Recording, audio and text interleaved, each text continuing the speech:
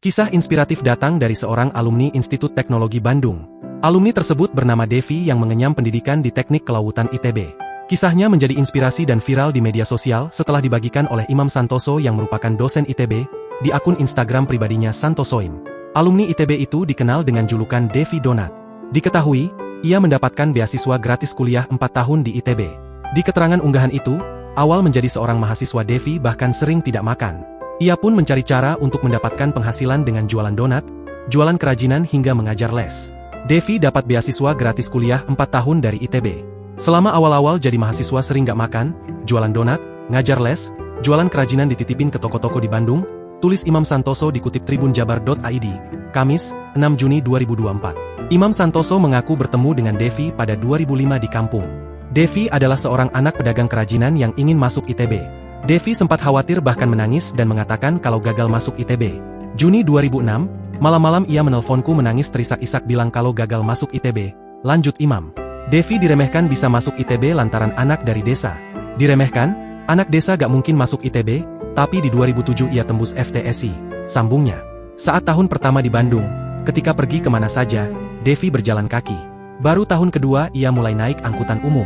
Demi mendapatkan uang tambahan, Devi pun jualan donat di kampus sampai dijuluki Devi Donat. Sering gak makan pas awal kuliah, merasa bersalah kalau sehari uang habis lebih dari 10.000. Ia dapat beasiswa gratis dari ITB, sambungnya lagi. Ketika lulus ITB, Devi mengatakan ingin dibuang ke pedalaman. Lulus ITB bilang, "Mas, aku ingin dibuang ke pedalaman, ingin mengajar baca tulis dan ngaji. Aku ingin merasakan kehidupan yang tidak biasa," tulis Imam Santoso mengingat perkataan Devi. Kemudian, Devi pun setahun menjadi guru SD di pedalaman Palembang. Devi tidak menjadi guru sembarangan, ia sukses membawa murid-muridnya Olimpiade Sains sampai Jakarta. Dalam unggahan itu ada foto yang menunjukkan Devi membawa murid-muridnya naik perahu, hingga mobil saat akan ke Jakarta. Di balik kisahnya, Devi ternyata pernah tinggal di atas got di Bali. Pas SD, ia sempat tinggal di atas got di Bali bersama ayah ibunya. Rumah di ujung di atas got itu dulu rumah Devi, kata Imam.